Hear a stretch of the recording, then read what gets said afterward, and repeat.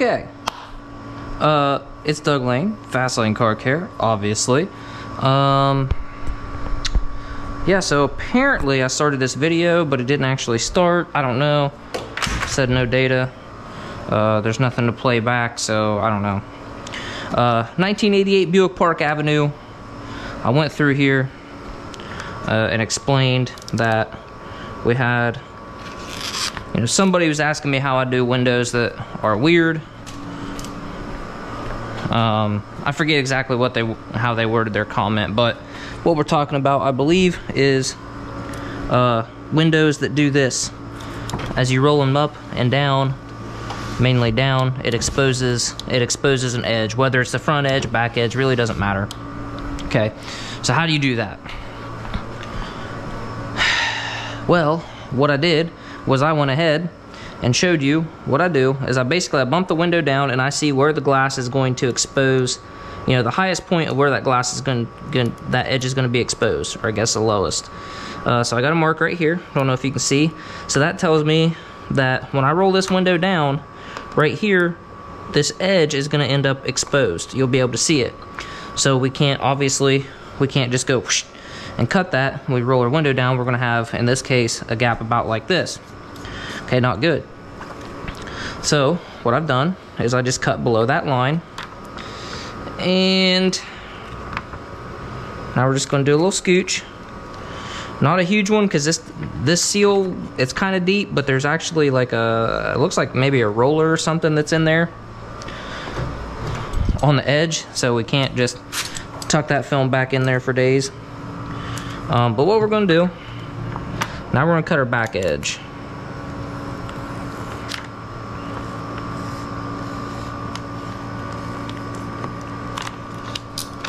And I'm double cutting here because I don't single cut unless I have to. I might single cut semis once in a while, but okay. So now what we're going to do is just slide this over just a little bit. See, we're still covered in this front edge. This is super important. Why we do this? We don't need to tuck this way or slide it way over to tuck it, because when we trim this edge, we do this top edge and the front edge technically, when we go to install it, right, we have to leave a little gap, so that's going to shove this back edge over just a little bit further. So like I said, there's like these rollers. I doubt we'll even be able to see them, but let me grab a light.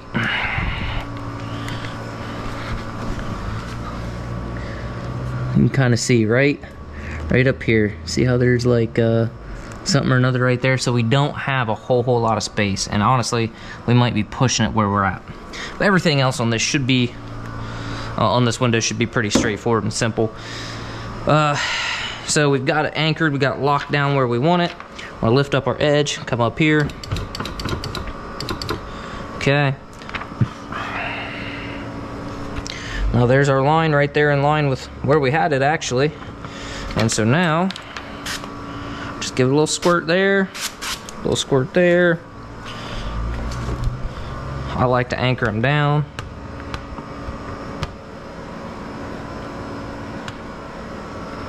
Just helps it keep from moving on you.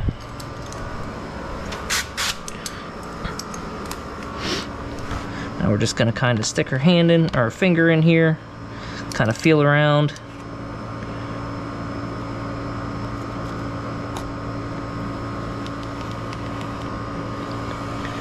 Just shave it like you would anything else.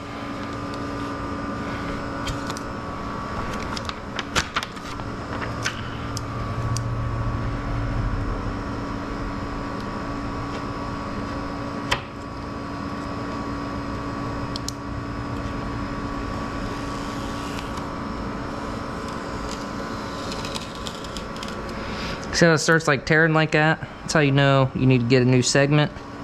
I like to just start at the edge, at the, you know, wherever you started from again.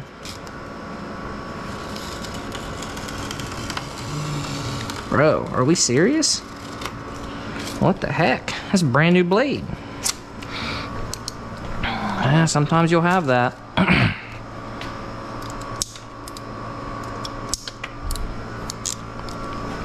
Somebody's probably gonna be like, but Doug, it's a 1988. Yeah, I know, but I still want to do a good job.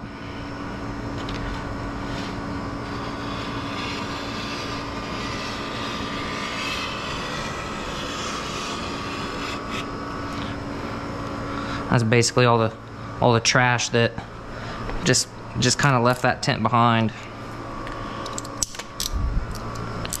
All right. So now we'll just round this edge off. At the corner.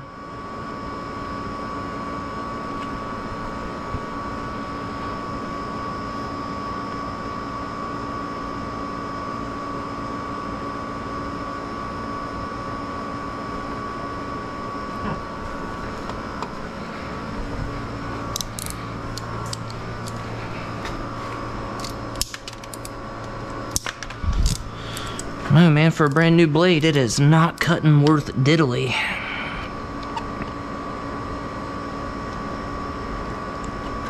There we go. Alright, so what do you do about this? Well, choose your own adventure.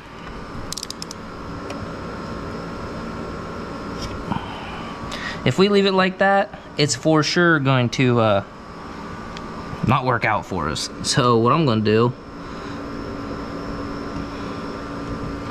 cut out a little bit of an angle. That way it's not a flat straight edge. It's not flapping around there. I'm sure there's a better way to do it. I'm sure you could probably just not cut that edge, take this, go straight down, but I don't want to run into an instance where when I roll this up, this is too far and ends up not working. So because if the film's over the edge of the glass, it's going to obviously hit the seal, and it's not going to, you know what I mean? It's not going to work. It's not going to stay. It's not going to lay down. So, maintain our angle right about here.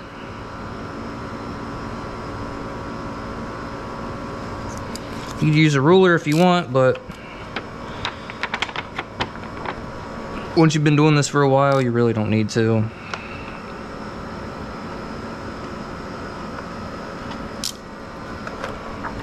You can usually eyeball it pretty close. Now, if it's something that needs to be exact, that's a different story.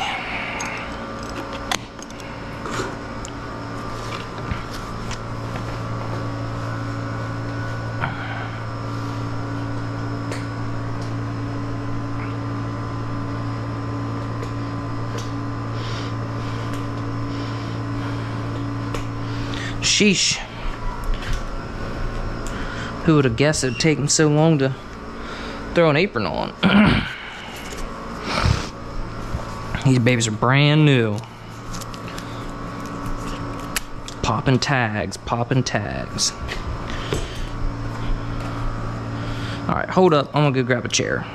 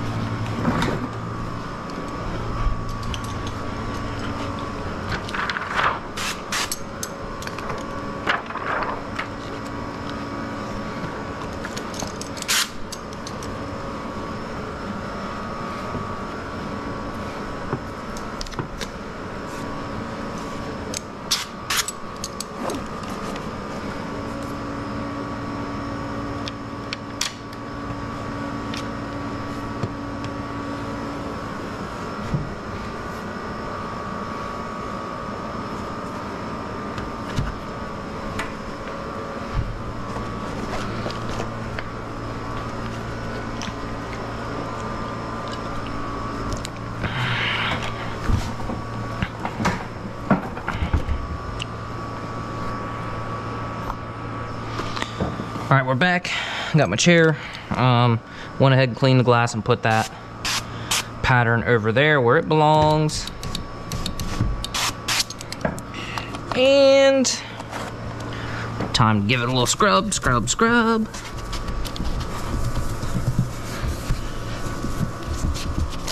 Oh, also you guys probably noticed that the hood's up. I went ahead and threw the battery charger on it. 2 amps, just to maintain, because it's got like 37 dome lights, interior lights, whatever you want to call them. And I don't want to run this dead and then have to, like, you know, jump start it from 0. I don't know how good the battery is. And like new cars, usually after like 20 minutes of the doors being open, they'll shut themselves off. But look at that. You know, this old stuff will just stay on until the battery goes dead. And like I said, don't really want to deal with it. So went ahead, popped the hood. That was a pretty unique experience. I've never seen or worked on one of these before. The hood actually tilts forward. I don't know if you can see, but pretty wild. Definitely different for sure.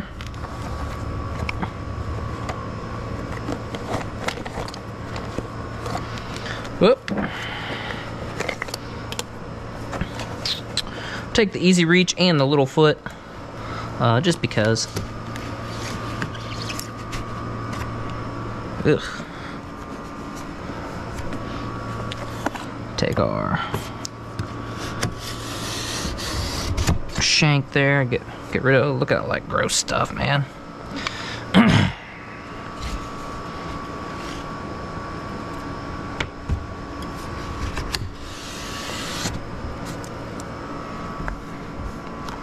All right, flush this bottom out.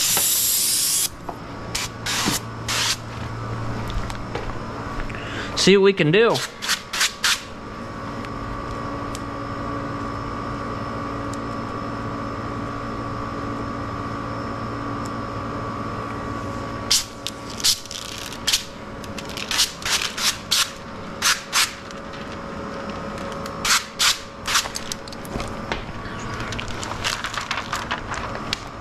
Now, once I pull the release liner, I like to get it on the glass as quick as possible, and as gently as possible. And I generally like to line up my biggest edge, get it where it needs to go, and then I can start on this. I can see our slip solution is extremely slippery here. So, something like this.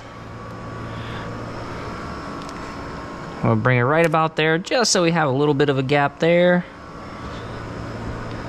Now, as soon as I let go of this, it's gonna start falling because it's super slippery. I actually ran like less soap than I normally do, but you know, it happens.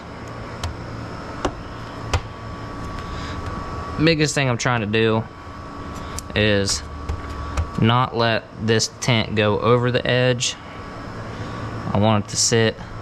It can move around right now, I don't really care. I mean, ideally it wouldn't be, it would just be starting to tack up, but something like this where it's, you know, it's a first for me. I've never done one of these cars.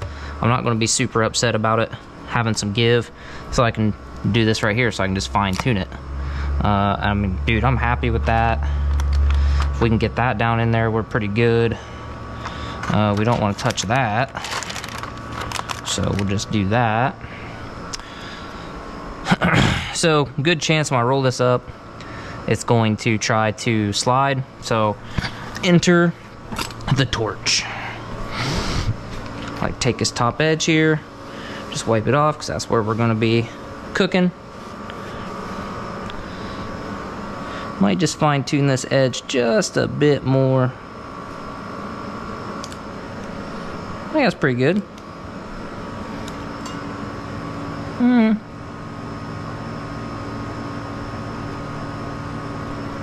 I think that'll work.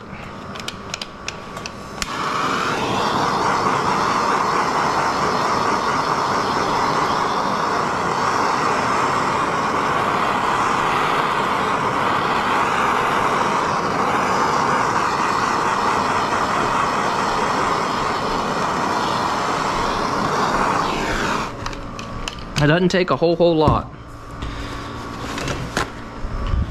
So now, come here, we'll just, you know, just push all that out.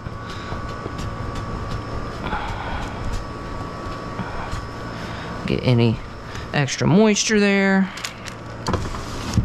Boom, everything got tucked in there nice.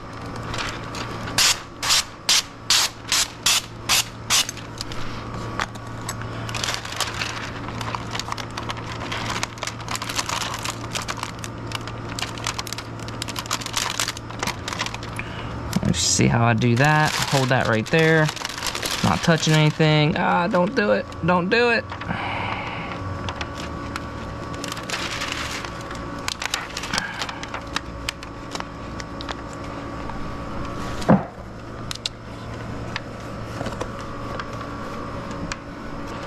Looking for my shank here.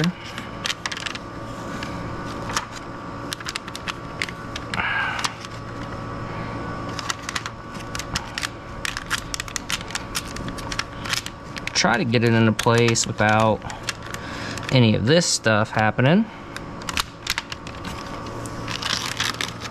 That's all going to be down below the seal, so if I did pick up a little bit of dust, it's not going to be the end of the world.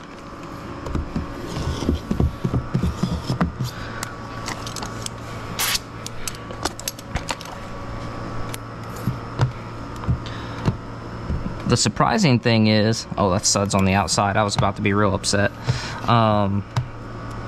Most cars don't make it this long up here in this climate, dude. Most of these cars have long since been rusted out, scrapped out, you know, all that good stuff.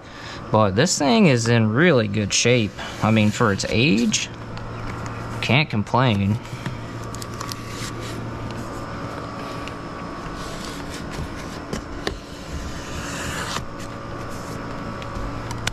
Now I'm coming at it again, a little bit more force, or, you know, a lot more.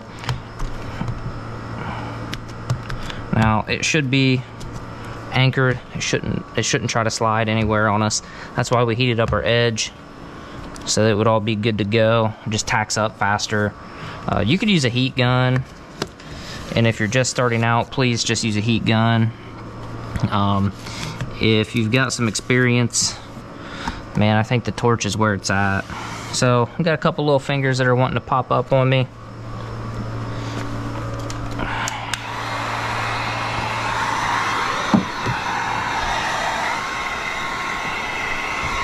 All I'm going to do is just pull this seal back, heat them up.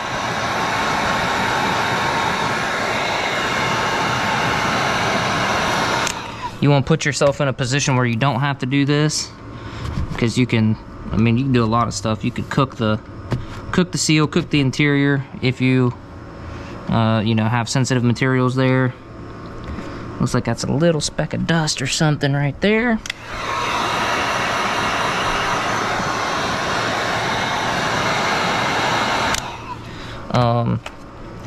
So yeah, ideally you don't want to have to use heat on the inside of the car, but we didn't shrink it or anything. Honestly, I figured this glass was probably pretty flat. We wouldn't need to. However, there we go. It'll be okay.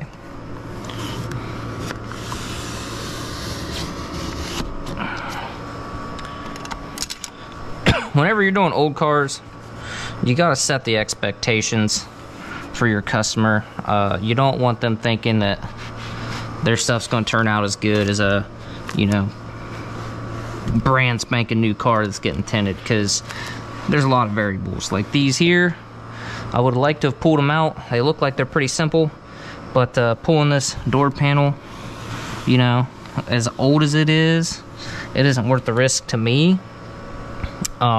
Especially when they probably don't even make parts for this anymore. So yeah, you know, make sure they understand you're probably gonna get a few specs, stuff like that, extra specs, you know, whatever. And I also charge a little bit more for this one, and you know, that's, I didn't even see it. If it would have been really bad, like just bad shape, where, you know, it's gonna affect the tint, Like, let's say the headliner was just completely sagging down in the way and the deck lid was all crazy, I'd be like, you know, no. There's a little piece of brake dust right there, oxidized to the glass. But there you have it.